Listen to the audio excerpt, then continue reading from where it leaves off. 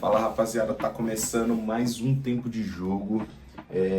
Tô aqui com meu caro amigo Victor para falar de 3 jogos Bora, alucinantes. bora falar de Copa do Mundo novamente e bora falar também do confronto que vai ser o mais esperado dessas oitavas de final, porque teremos Espanha e Portugal. Teremos finalmente novidades, recordes, quebra de recordes, né? Alguns deles negativos. Bora lá, Espanha e Áustria. 3-0 Espanha, um jogo onde eu cravei ontem, deixa claro isso.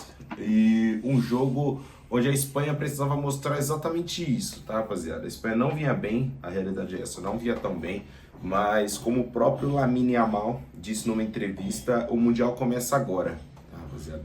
As eliminatórias, as fases de grupos, por mais importantes que sejam, era muito simples, né? Ele até deu um exemplo onde se empatasse todos os jogos, daria até para se classificar. Foi o caso do Cabo Verde, por exemplo.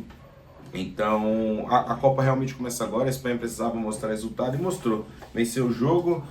O primeiro gol sai aos 36 minutos com o Oyarzabal, uma jogada pelo lado esquerdo, um cruzamento, uma antecipação do Oyarzabal, do marcador. 1-0 Espanha. Um domínio mais espanhol mesmo, teve mais controle no meio de campo no jogo de hoje, é mais daquilo que a gente espera da Espanha, tá? O jogo foi um amasso no quesito estatísticas, foram 23 finalizações da Espanha contra 5 oh meu Deus do céu, da Áustria, e só uma grande chance produzida pela Áustria no jogo todo e 4 pela Espanha. Dessas 4 grandes chances, 3 gols convertidos. Foi um jogo... E foi basicamente isso no primeiro tempo. Não, imagina, Perdão. peço perdão pra você que tá falando da sua grande Espanha aí. Foi um jogo muito fácil, né? A gente tem que falar assim, porque a Áustria, ela é um time que não tem força ofensiva e ela decidiu que foi para esse jogo só mesmo para passear e não conseguiu também nem defender. Então foi um jogo bem fácil. No segundo tempo, o Pedro Porro faz o segundo gol num cruzamento, invade a área, e o Oyarzabal faz o segundo gol dele aos 89, num belo passe do Cucurella, 2 assistências para o Cucurella na partida, novo jogador do Real Madrid, né, o terror do Alisson aí, e jogo muito tranquilo da Espanha. Ela não tomou gols ainda nessa Copa do Mundo, se eu não me engano, né, não tomou gols. Vem jogando muito bem defensivamente, porque também não é atingida, né? O primeiro time que ela vai enfrentar, a primeira seleção que pode ferir ela, vai ser agora nas oitavas, que é Portugal, porque ela não consegue, ela não teve algum adversário que tentasse atacar ela, porque ela domina o jogo com a posse de bola, domina com as finalizações, escanteios, e foi uma vitória fácil, né? Eu vou destacar aqui um pouquinho só o Yamal, que tá jogando muito e tá jogando sozinho, né? Dá pra gente dizer que pela ausência do Nico Williams, o Yamal é o único ponta do time que dá realmente para confiar, e mesmo ele ter uma marcação dobrada, marcação triplicada, ele consegue gerar muito jogo. Bora falar agora do adversário da Espanha, Portugal? Tá na hora, né? Tá na hora. Cara, Portugal e Croácia. Vamos lá, Portugal, rapaziada. Pode puxar. Já? É mais seu jogo esse Meu mesmo. jogo. Pode puxar, esse é mais seu jogo. Desculpa. Portugal e Croácia, um jogaço muito emocionante. O jogo que quebramos finalmente a marca histórica do Cristiano Ronaldo nunca ter marcado um jogo de mata-mata. Foi de pênalti, como deveria ser, mas ele já tinha feito um gol antes, que foi um golaço, tá? Pra não falar que ele é penaldo. Eu vou falar do primeiro tempo, que o Alisson vai falar depois do gol dele, porque foi um gol emocionante. O primeiro tempo foi um jogo dominado por Portugal. Portugal conseguiu tomar as medidas da partida, atacou, foi para cima. Livakovic novamente foi destaque da Croácia, fez grandes defesas. Foi um primeiro tempo onde a Croácia ela não quis ter a bola e realmente foi dominado por Portugal, que parou aí no goleiro croata e também na sua deficiência ofensiva, né? Ela teve alguns momentos do jogo, parece que ela acaba tentando criar muitas finalizações para o Cristiano Ronaldo e alguns jogadores não conseguem atingir o seu nível individual. Eu vou destacar negativamente aqui novamente o Vitinha, fez uma partida muito abaixo e foi completamente dominado pelo Kovacic, meio campo da Croácia, fez um jogo histórico e é uma Copa do Mundo muito abaixo do Vitinha, que é bicampeão da Champions, um dos melhores meias do mundo, e não consegue jogar na Copa do Mundo que joga no seu clube. É isso, rapaziada. Hoje eu tô com a minha camisa mais portuguesa que eu tenho aqui em casa. Minha camisa do Vasco. É a mais próxima de Portugal que eu cheguei ali. Que apesar de não estar torcendo para Portugal, eu estava torcendo para um grande jogo. E foi isso que eles entregaram no segundo tempo. Segundo tempo, o primeiro gol sai por Perisic, aos 53 minutos pela Croácia. 1-0 Croácia. Um belo gol, um gol de insistência na realidade. Porque o que acontece é o seguinte, no segundo tempo a Croácia dominou Portugal. E mesmo assim, não conseguiu vencer o jogo. A Croácia teve as maiores oportunidades, deu mais chutes ao gol no segundo tempo. O goleiro de Portugal estava muito bem na partida, fez algumas grandes defesas. Cristiano Ronaldo teve o seu gol impedido logo depois. Tá? Foi um gol muito bem anulado pela arbitragem de vídeo, ele estava ali um pouco à frente do último marcador. Mas ia fazendo um golaço, mas acabou, que nem eu falei, o gol foi anulado. E aí veio o gol dele, né? O gol com assinatura de Cristiano Ronaldo. Gol de pênalti aos 68 minutos, um pênalti muito bem marcado, o jogador foi agarrado dentro da grande área, foi derrubado numa... Eu não sei o que passa na cabeça dos defensores de saber que tem árbitro de vídeo, tem as imagens, tem tudo isso, e comete uns pênaltis bestas desses, sabe? Numa bola de escanteio, que não... sabe, mas... Enfim, vamos falar de bobagens mais pra frente também. Cristiano Ronaldo converte, bate no meio, bate com segurança, bate com força, foi pela bola segura e converteu, quebra o seu recorde negativo, agora tem o seu primeiro gol de eliminatórias, a gente torce para que venham mais. Próximo jogo é contra a Espanha, então vai precisar bastante de Cristiano Ronaldo para seguir nessa Copa. E o gol que vem aos 94 minutos de Gonçalo Ramos, que entrou no lugar do próprio Cristiano Ronaldo, é o gol que classifica Portugal, tá, rapaziada? Já vem na prorrogação, a prorrogação era esperada que tivesse 10 minutos, os acréscimos, eram 10 minutos de acréscimo, mas o jogo só foi acabar com mais de 15 minutos de acréscimo, porque no final, aos 10, 11 minutos ali, porque teve o gol nos acréscimos, de costume deixar um minuto a mais, a Croácia acaba empatando um jogo no que seria uma grande polêmica nessa Copa do Mundo, tá, rapaziada? Por quê? Existe um cruzamento que foi feito na área e supostamente a bola acaba desviando em algum jogador.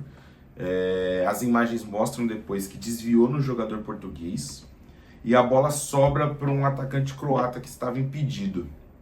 Tá? Ele faz o gol e o gol é bem anulado. E por que eu vou dizer que o gol é bem anulado?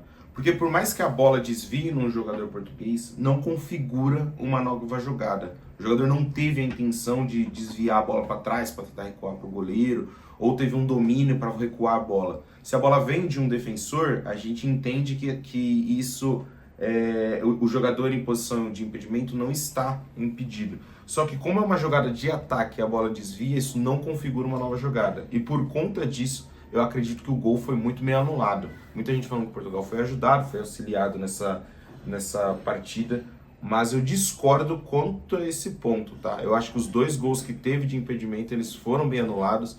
Eu acho que a Croácia teve seus méritos nessa partida, mas não conseguiu ser eficiente o suficiente para sair da partida com a vitória, tá? Tanto que fez outro gol também que estava impedido. Se eu não me engano, teve dois gols impedidos da Croácia nessa partida. Foi a última Copa do Luka Modric, né? Última Copa do Luka Modric. E você, o que você achou desse lance? Você achou justo? Você achou que estava impedido, que não estava impedido? Se for falar da mística do futebol, eu não queria que estivesse, mas a gente tem a tecnologia justamente para auxiliar nesse tipo de lance, que foi um lance determinante da partida. A bola detectou o toque no cabelo do jogador, então não tem muito o que fazer, é impedido. Fica aí uma tristeza para a Croácia, que novamente aí fez uma grande Copa do Mundo, é um carne de pescoço. Para você ganhar da Croácia tem que se matar praticamente. E esses jogadores aí da Croácia já fizeram um legado muito grande, né? O próprio Perisic que fez o gol, Kovacic eu acho que ainda tem mais uma Copa, a última dele, mas o Perisic e o Modric foram as últimas e eles fizeram história, né? Eles colocaram a Croácia no mapa do mundo e saem dessa Copa do Mundo com muita honra novamente, fizeram uma grande Copa. E agora fica essa tristeza que não conseguiram converter em títulos nenhuma dessas gerações aí de 2014 a 2026, mas fizeram história dentro da Copa do Mundo e Portugal classificado vai fazer um jogaço de rivais, né, contra a Espanha, e eu espero aí o melhor jogo da Copa do Mundo até agora. Veremos, né? Veremos. Rapaziada, então vamos falar agora do último jogo da Copa, tá? Suíça e Argélia. Um jogo começou cedo, embolou, faz o primeiro gol aos 10 minutos de jogo. A Suíça entrava como favorita e saiu como favorita. Eu não achava que a Argélia vinha pra zebra ou grande surpresa. A realidade é que foi um jogo onde existiu grandes chances para ambos os lados, mas que a Suíça soube aproveitar as suas. Tá? É uma Copa que mostra que apesar de você ter muito volume de jogo, se você não tem efetividade, você não vai conseguir ganhar. É muito melhor ter um chute, um gol e ganhar de 1-0 do que ter 30 chutes, um volume enorme de jogo e não conseguir converter. Tá?